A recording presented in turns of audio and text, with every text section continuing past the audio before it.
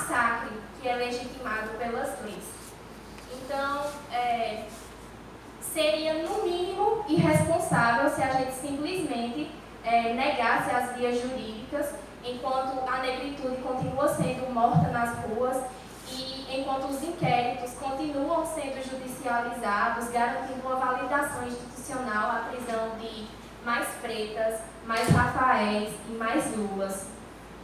E aí, para finalizar, quando a gente pensa e quando a gente se dispõe a pensar no sistema de justiça que queremos, isso perpassa pelo entendimento de que a legalidade que os nossos inimigos nos impõem, resgatando o Pastor Camis, é a mesma legalidade que está imposta para eles na lógica dos acontecimentos. Ou seja, nós precisamos sim nos apropriar das leis, nós precisamos sim nos apropriar dos códigos e nos apropriarmos do funcionamento das instituições do judiciário. Mas mais do que nos apropriarmos disso, nós precisamos popularizar, tornar esses instrumentos acessíveis ao povo. E, além disso, deve integrar as nossas pautas urgentemente a luta por um ensino jurídico crítico e realmente conectado à realidade social. Por isso é tão importante a posição que a juventude tem assumido nesse momento na defesa da universidade pública, da pesquisa e da extensão. Porque nós precisamos sim nos preocuparmos com a formação de advogadas e advogados, magistrados e magistradas populares, bem como de promotores e promotoras que se afastem desse senso punitivista. Não por ser o direito o nosso fim de luta, mas por ele ser um elemento muito importante para que sigamos vivos para lutar. E, por fim, ter em mente que para uma real transformação dessa sociedade, da sociedade que nós temos, nós precisamos superar o individualismo, superar o egoísmo e superar o ódio. Portanto, a nossa saída, ela se encontra na construção das ações coletivas e também na construção de novos valores que informem solidariedade e que informem amor. E aí é nesse caminho que o Levante Popular da Juventude tem se colocado quando estamos nas organizações junto com a UNE, puxando as manifestações em defesa da educação. É nesse lugar que o Levante tem se colocado quando a gente faz uma semana de solidariedade nas comunidades, com atividades para crianças, para os jovens e para os adultos. E é nesse lugar que o Levante se coloca quando realiza cursinhos populares para fazer isso que a companheira que Israel falou, né? Trazer o povo para dentro desses espaços. Então, é disso que a gente precisa. A gente precisa ter a capacidade de popularizar os instrumentos, os conhecimentos do direito e incluir o povo nesses espaços. Obrigada.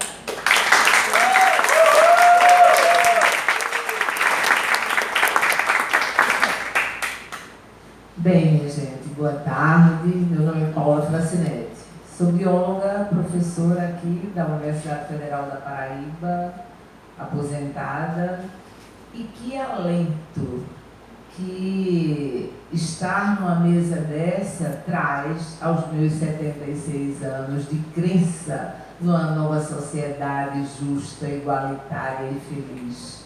Esses meninos e meninas, claro, estão imbuídos da vontade e do querer de continuar a caminhada, porque esta caminhada, né, Batom, já vem de há tantos anos. Fui também amiga de Dom Helder, lá em Recife, nós fizemos, ele tinha uma campanha da esperança, quantas vezes fui às comunidades para levar essa campanha de Dom Helder. Então, saber que Dom Helder existiu, antes dele outros lutadores, depois deles nós e depois de nós vocês. Obrigada por vocês existirem. Mas eu estou aqui representando o movimento, o nosso comitê Lula Livre, aqui na cidade de João Pessoa, no estado da Paraíba. Comitê que tem por objetivo levar essa discussão do momento atual do país, do golpe que aconteceu. Eu entrei na universidade em 64 e já naquela época em Recife muitas carreiras foram levadas, mas não fui nem presa nem torturada, mas esse acompanhamento daqueles momentos e ver novamente esse momento tão difícil do nosso país nos dá mais forças ainda para continuar nessa caminhada. Eu hoje estava dizendo que alguém me disse, mas não parece. Eu disse, mas o corpo sabe. Então as dificuldades são grandes, mas nós estamos aí. E o comitê tem como atividades principais fazer essa discussão na rua. E por isso que nós temos algumas atividades de rua, embora não tenhamos uma participação muito grande dos militantes, mas isso está aqui mostrado, né? Não é, na realidade, a quantidade, porque Fidel desceu da Serra Maestra com 76 pessoas, com 76 revolucionários, e hoje Cuba dá uma grande lição de um socialismo que não está melhor, porque o bloqueio a Cuba, o bloqueio econômico é muito forte. Há mais de 50 anos que os Estados Unidos fazem esse bloqueio econômico de uma lei que extrapola o país, e vocês juristas sabem que as leis emanadas, elaboradas pelo país, é para os habitantes do país. A lei Helmer-Burton, que é a lei do bloqueio, ela extrapola. Um navio que estacione no porto de Cuba, depois logo pertinho tem o porto de Miami, então ele terá que esperar 180 dias para aportar nos Estados Unidos, não poderá ir diretamente. E hoje já está em vigor, e os Estados Unidos pôs em vigor o artigo 3º desta lei, que nunca vigorou, que as pessoas que tiveram suas terras transformadas em reforma agrária lá em Cuba, elas terão direito de voltar à sua terra. Eles poderão solicitar das cortes internacionais o retorno à terra. Isso é terrível e nós temos que nos posicionar com relação a esse bloqueio a Cuba, e a nossa Associação Cultural José Martí está lá hoje. Alexandre Guedes está participando de uma discussão de um evento sobre o neoliberalismo que está acontecendo em Havana, representando a nossa entidade José Martí. Então, o comitê, nós temos o comitê no centro, que funciona todas as quintas-feiras, temos reunião ou nas quintas ou de 15 dias, na sede do PT, onde nós discutimos agenda, etc., do Comitê Lula Livre. E em Mandacaru e em Mangabeira, são 3 comitês que estão em plena atividade. As atividades são principalmente de panfletagem, adesivagem e coleta de assinaturas. Nós temos um abaixo-assinado que circula no Brasil inteiro já há alguns meses, no qual se faz uma solicitação ao Supremo Tribunal de rever o processo e arquivar o processo em andamento contra Lula, haja vista que é um processo absolutamente irregular, e isso foi provado de todas as irregularidades pelo Intercept e por tudo que tem sido dito e provado. Bem, algumas participações nós tivemos. Uma delas foi no protesto que houve em Monteiro, com relação à paralisação das águas do São Francisco de entrarem na Paraíba, e nós estivemos lá com o Comitê Lula Livre fazendo nossas atividades. Na Marcha das Margaridas também o comitê esteve presente com representantes, e na procissão de Nossa Senhora das Neves, pois na procissão estivemos com muitos cartazes, com muitas faixas, e durante todo o trajeto estávamos lá com a solicitação de Lula Livre, a exigência de Lula Livre. Temos feito também faixaços, que são participações em viadutos da cidade de João Pessoa, notadamente naquele viaduto no Unipê, por conta de todo o trânsito que ali se faz, entendendo que a visibilização desta luta é uma das coisas mais importantes que existem. Num dos dias, nós lá estávamos, e a Polícia Rodoviária chegou e nos solicitou a saída dizendo que estávamos tirando a atenção das pessoas no trânsito e aquilo poderia ocasionar um acidente, e nós refutamos dizendo que era direito nosso, aquele era espaço público, o fator. Mas eles disseram que também era direito deles fazer com que a segurança do trânsito acontecesse, e daí já estava quase na hora de descermos, nós descemos com eles e fomos embora. Temos participado de videoconferências nacionais e panfletagem nas feiras de Oitizeiro, feirinha da Universidade e no Mercado Central. Além disso, na Praça da Alegria, aqui na Universidade, na Praça do Centro de Educação, no ponto de 100 réis, às quintas-feiras temos estado lá. Hoje não estivemos, porque não houve quem bancasse a tenda que nós ficamos durante todo o dia. É muito interessante ver a evolução dessa coleta de assinaturas, e também do faixaço, que no início, que isso já fazemos desde o início do ano, havia muita... As pessoas diziam, falávamos conosco, etc. E agora não, a aceitação já está muito maior, o que determina, o que nos mostra que a população já está realmente mudando de atitudes. Bem, atividades outras, sempre nos dias 7 de cada mês, não fizemos há um mês, nós temos estado na frente do Ministério Público Federal, com faixas, com carro de som, e mostrando à população que a prisão de Lula é um ato antidemocrático, porque nós entendemos que a libertação de Lula é o retorno, um novo passo para o retorno à democracia, porque ela é antidemocrática. Então, a libertação dele não é só a libertação, é também a discussão da democracia, dos atos democráticos que nós temos tido.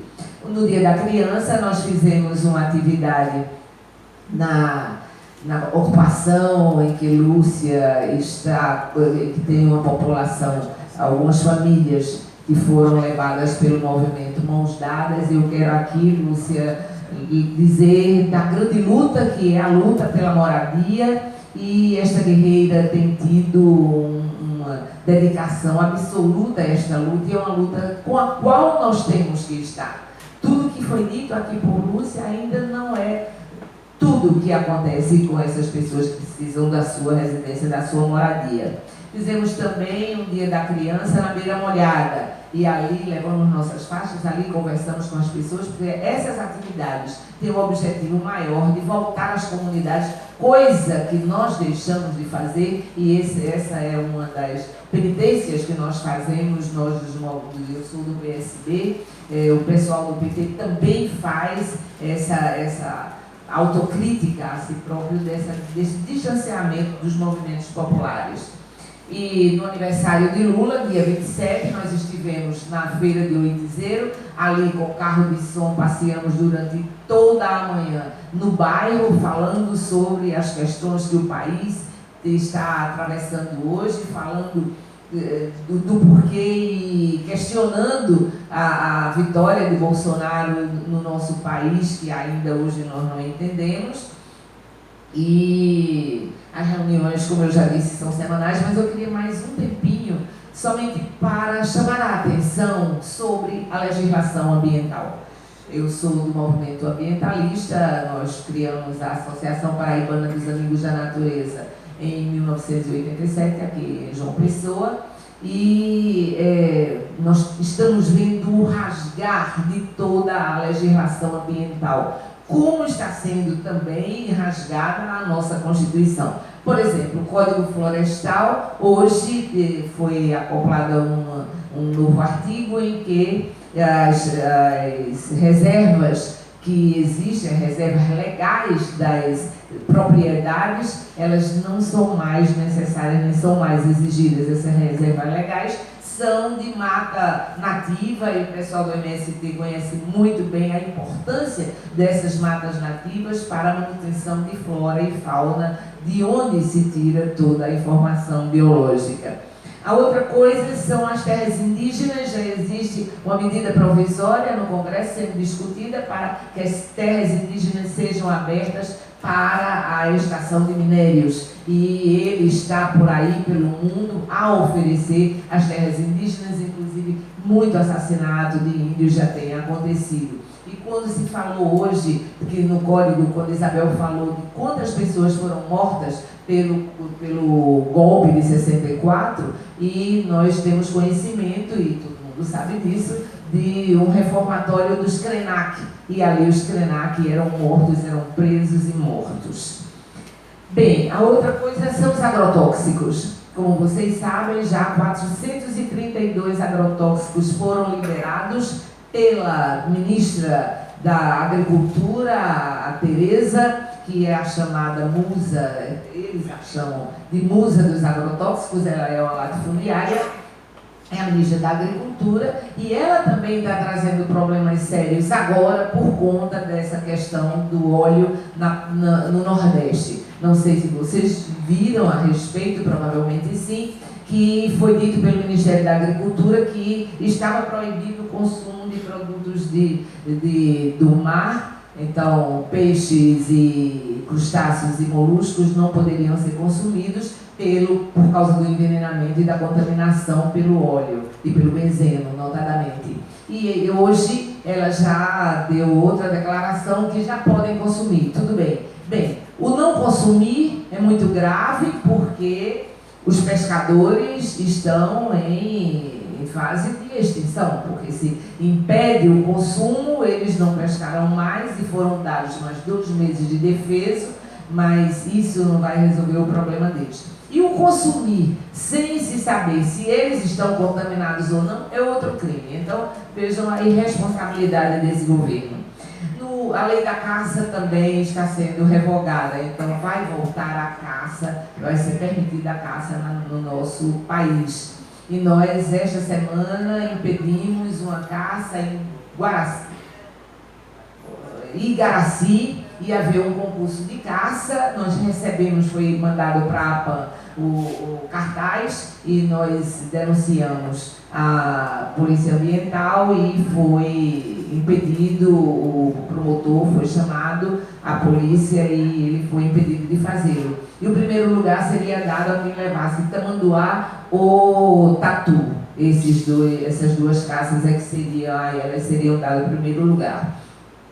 O incêndio na Amazônia, que foi feito, obviamente, pelo agronegócio, que tenta expandir e quer expandir, e ele tem liberalizado isto, o agronegócio da soja, né? E a soja transgênica, que é um problema muito grave para a saúde das pessoas. E, finalmente, este crime ambiental desse gás, que não se sabe de onde vem, não se sabe para onde vai, e que ele diz que foi a Venezuela que mandou o gás para cá, para nós, mas disse também que foi o Greenpeace, o navio do Greenpeace, que lançou esse ministro do meio ambiente, que é um neófito, é um imbecil, ele não sabe absolutamente nada de meio ambiente, e disse que tinha sido isso. Portanto, acho que eram essas as coisas que eu gostaria de falar com vocês. E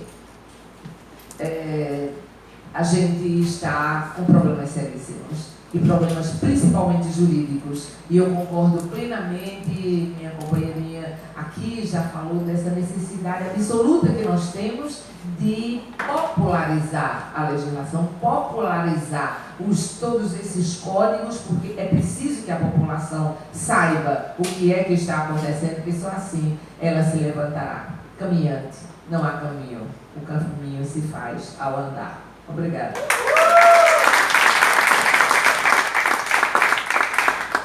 Boa tarde, companheiros e companheiras. Me chamo Pedro Matias, represento aqui a juventude do PT e também o Centro Acadêmico de Direito Antônio Cavalcante, da UEPB Campus 3, Guarabira.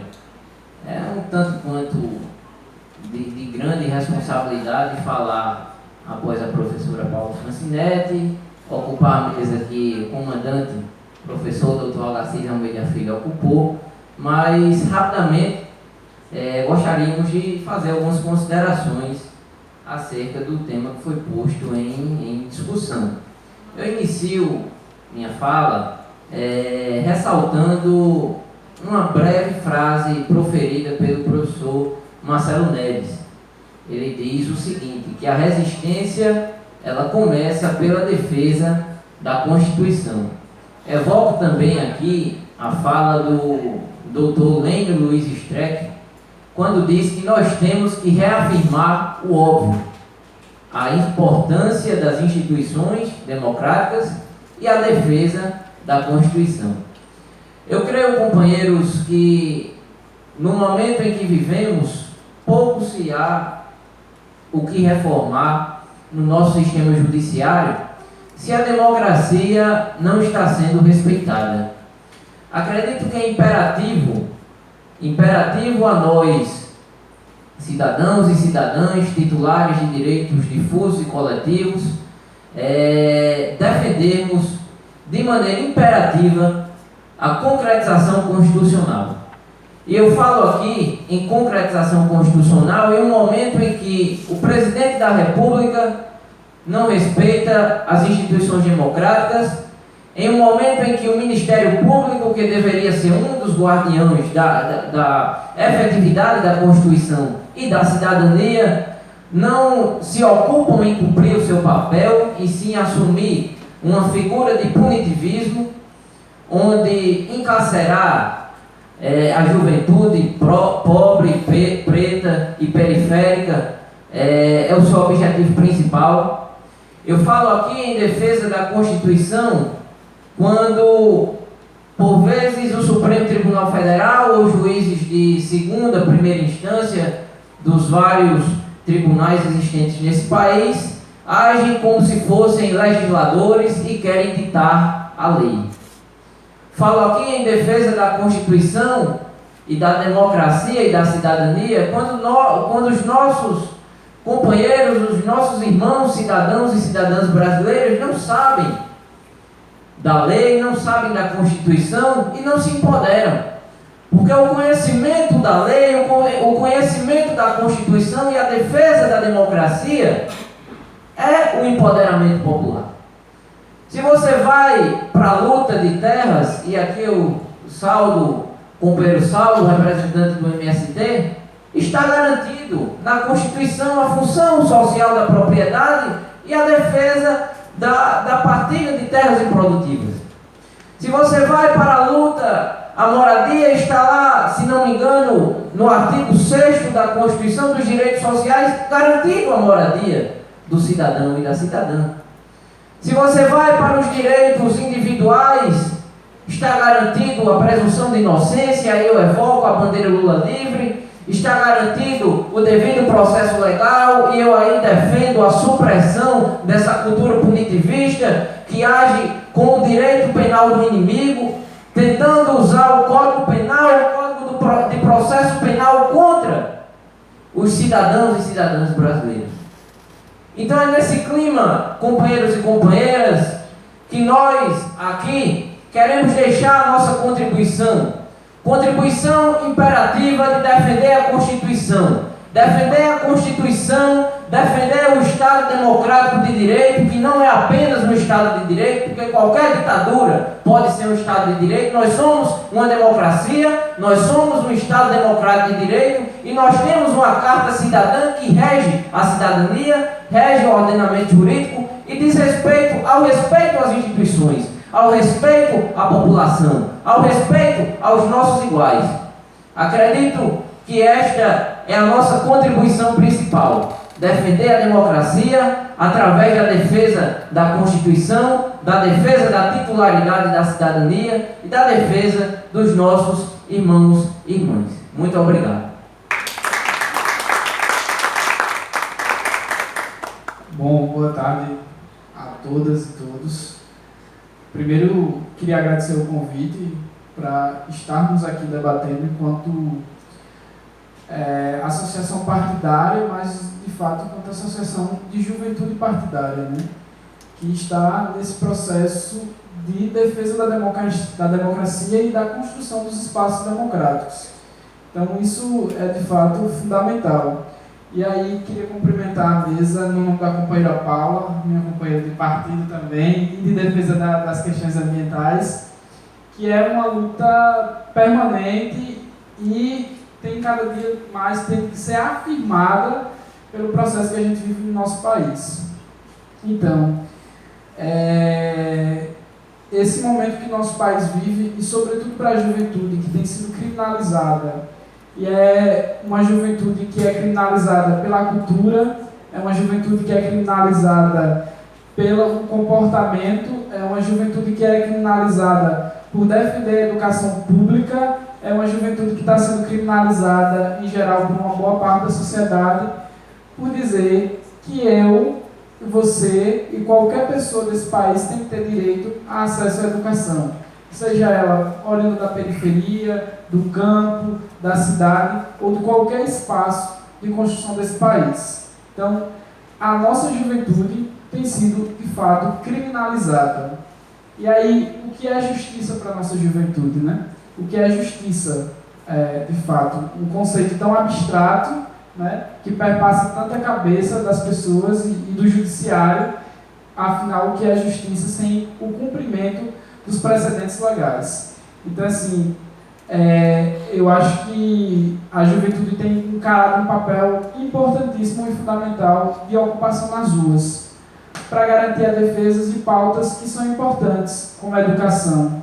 Se a gente fizer uma análise de 2019 para cá, os grandes atos da sociedade brasileira têm observado na rua puxado pela juventude, pela União Nacional dos Estudantes, que é uma pauta que unifica toda a sociedade, que é a pauta da educação.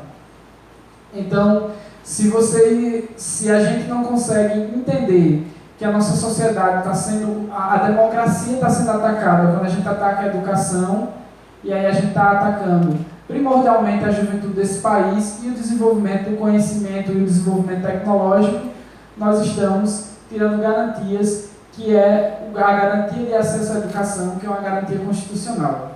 Então, assim, a juventude tem uma responsabilidade imensa nesse processo, que é de discutir, de ocupar a rua e, sobretudo, de uma ferramenta que é hoje o maior mecanismo de chegar na população, que é as redes sociais.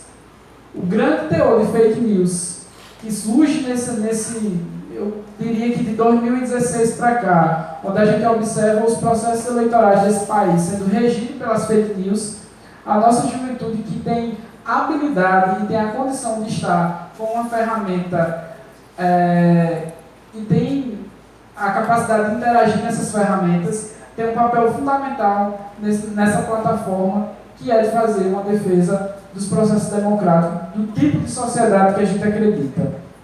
Então, acho que a gente teve uma boa reflexão hoje sobre isso, o nosso papel, o papel da nossa juventude, eu não sou jurista, né, mas o nosso papel é de fazer a garantia dos direitos que nos são dados constitucionalmente e a garantia de defender quem está do nosso lado, defender quem acredita e quem olha para essa sociedade da forma que a gente acredita que ela tem que ser, mais justa e mais igualitária para todos nós. É isso.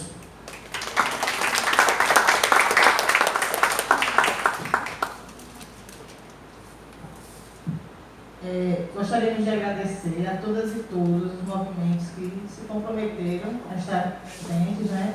Eu vou apenas ler a carta do representante do MEL, Movimento do Espírito Lilás, que foi convidado,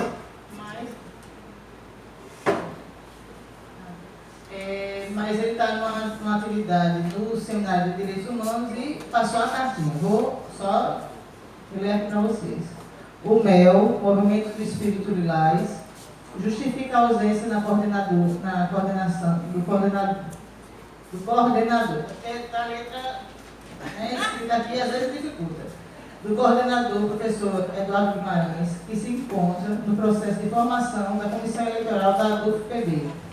Atenciosamente, professor Fernando Luiz, vice-coordenador. Em tempo, nos solidarizamos com a luta da ABJD na construção de uma sociedade mais justa. Lula livre. Né? Eu não vou falar muito sobre o que é a ABJD, porque vocês já passaram um dia sabendo, né? Mas qual é o nosso propósito? Nós queremos unir, né? Nós queremos, não queremos separar, nós queremos unir em busca de uma sociedade justa, né? Que é um conceito que a gente acha que é utópico, mas não. Como dizia Raul Seixas, né? Sonho que se sonha só é só um sonho, mas sonho que se sonha junto é realidade, né? Eu espero que esse seja apenas o primeiro passo na nossa união, né? Eu espero e principalmente que a gente saia das salas e vá para as ruas, certo? Vá para as comunidades, vá para quem necessita de justiça, certo? Muito obrigada. Eu gostaria somente que as pessoas da mesa descessem, né? Vamos fazer a mesa, porque agora, diga, Bator. Emília, só para deixar registrado aqui, que a gente esperou um voto do MEL para a gente ter acesso ao Conselho Estadual de Direitos Humanos. Eles ficaram de votar, eu até gostaria de... Agora tem a prova da solidarização, viu? Deu uma prova agora. Vamos desfazer a mesa, certo? Porque agora, como vocês já devem ter visto, a gente já deve ter falado, existe uma campanha nacional sobre o Moro Mente, né? Que na verdade não é apenas sobre o Moro, é sobre a parcialidade da Lava Jato, né? Então o que acontece? Existem vários vídeos de vários juristas no YouTube, certo? É só vocês procurarem no YouTube Moro Mente que vai aparecer várias palavras, né? Mas nós aqui decidimos fazer de uma maneira diferente, né? H6. Como é o nome do rapaz? Certo. Que vai falar, vai apresentar a nossa proposta, o início da nossa campanha de uma forma diferente, tá certo? Sim, mas eles votaram. Pra capacho e traidor, nem raspa de rapadura, dá pena de vecejar sobre essa caricatura. Mas sou obrigado a dizer, Moro mente na cara dura. Como todo mundo já sabe, Moro mente na cara dura, pois juiz que quer acusar da sua função abjura, dando uma de promotor numa mistura obscura. Para condenar Lula sem provas, Moro mente na cara dura. Em conjunto com a acusação, instalou uma ditadura da República de Curitiba que prende, condena e tortura. Sem argumentos e nem razão, Moro mente na cara dura, baseando toda a condenação na mais pura impostura. A lorota de Léo Pinheiro sem cerimônia ou lisura. Por ato indeterminado, Moro condena na cara dura o ex-presidente Lula em clara decompostura e contra toda a verdade na sua sentença impura. O fantoche da Lanhol